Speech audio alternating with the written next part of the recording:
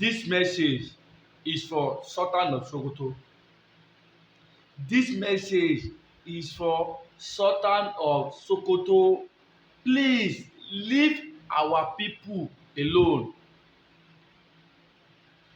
No talk about Yoruba land again. We don't need Sharia law in Yoruba land. We don't need Sharia court in Yoruba land. Please. Please. That is way una take to take conquer Hausa people in their land. We Yoruba people, we don't want that.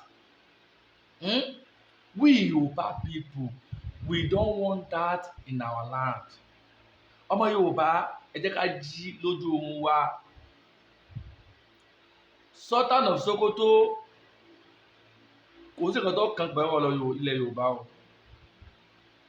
Kò ní àṣẹ kankan lẹ́nu láti pàṣẹ fáwọn ọmọ káàárọ̀ oòjíire tó yá ṣe ẹ̀yà kan náà. Bẹ́ẹ̀ ni kì í sọmọ Yorùbá. Kí ló wá kàn pẹ̀lú ọ̀rọ̀ ilẹ̀ káàárọ̀ oòjíire tí wọ́n ń pàṣẹ ránṣẹ́ láti ìlú Sokoto?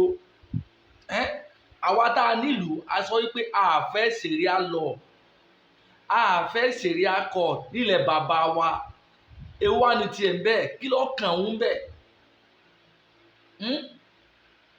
Àwa tá a ní ara asọ́pá òwò wá, òun sọ fún wa pé ká kó àìrò kí ni tiẹ̀? Ọmọ Yorùbá jẹ́ ká wékọ̀. Ọ̀nà tí wọ́n gbà tí wọ́n fi kánkọ̀ àwọn Hausa ni o, nílànà ẹ̀sìn o. Ẹ̀sìn náà ni wọ́n gbà wọlé fún àwọn Hausa o, tó fi kákọ̀ wọn o, tó fi gbalẹ̀ bàbá wọn lọ́wọ́ wọn o. Irú ìgbésẹ̀ yẹn ni wọ́n ń gbé wá fẹ́lẹ́, wọ́n ń gbé bọ̀ lẹ̀ Yorùbá yìí o. Ẹ jẹ́ ká ètè rí jẹ́ tiẹ̀. Ká kọ́ pátápátá. Àwọn ọmọ káàárọ̀ oòjíire a ní ìdí Sharia law, a ní ìdí Sharia court nílẹ̀ káàárọ̀ nílẹ̀ Yorùbá. Torí pé ọmọ Yorùbá akara kún ọmọlúàbí, àìbára wa jà torí ẹ̀sìn. Àìbára wa jà nítorí ẹ̀sìn, torí mẹ́ta lọ́kan ni wá. Mẹ́ta lọ́kan òun ni wá lẹ̀ Yorùbá. Àwọn ọmọ ìyá wa tí wọ́n bí nínú ìṣẹ̀ṣe wọ́n di mùsùlùmí. Àwọn ọmọ ìyá wa tí wọ́n bí nínú ìṣẹ̀ṣe ni wọ́n di kírísítẹ́nì. Bẹ́ẹ̀ ni ìdílé kan ní ìsìn a lè rí mùsùlùmí ní ìdílé kan, kárí kírísítẹ́nì, kárí ìṣẹ̀ṣe ń bẹ. Wọn èsì bára wọn jà. Báwo wá nítorí pé ẹ ti wá gba ẹ̀sìn àjòjì wọlé ní ìsìn, ó jẹ́ ẹ̀sìn Islam. Ẹ wá fẹ́ mú Islam yẹn, ẹ fẹ́ mú lóògùn dùn fún wa, ẹ fẹ́ gbé ilé alórí. Òun lẹ̀ fi ń sọ pé dandan ilẹ̀ Yorùbá wọ́n gbọ́dọ̀ dá Sharia law sílẹ̀, wọ́n gbọ́dọ̀ dá Sharia court sílẹ̀. Ṣó yẹ kó rí bẹ́ẹ̀ ṣá? Ṣó yẹ kó rí bẹ́ẹ̀ àti gbọ́? Gbogbo wa sì mọ̀ nǹkan tí Sharia court, Sharia law, gbogbo wa mọ̀ nǹkan tó dálé lórí. Sharia law a mọ̀ nǹkan aburú tó wà ń bẹ́ẹ̀.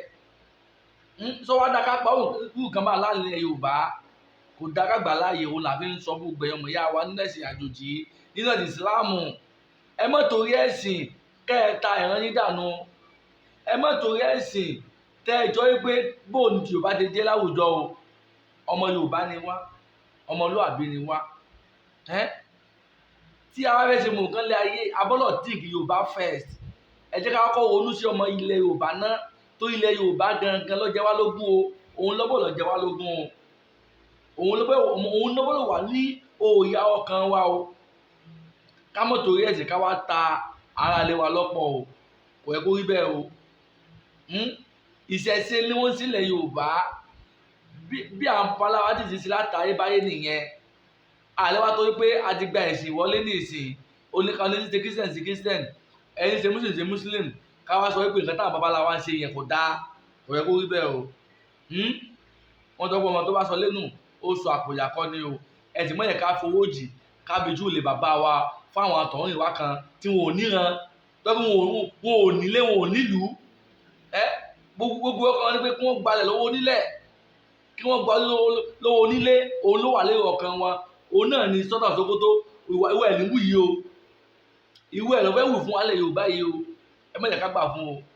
kò sí nǹkan tó kàn án pẹ̀lú ọlọ́lẹ̀ káàró jíire kọ́ lọ mọ́ sọ̀rọ̀ nípa àwọn ìlú tó ti gbà kójú kò sí ọ̀kọ́ mọ́ sọ kọ́mọ́ dà sọ̀rọ̀ Yorùbá nothing concern ìlú Yorùbá land leave us alone leave us alone we don't want your advice we don't want your Sharia law in Yorùbá land we don't need it we don't need it stop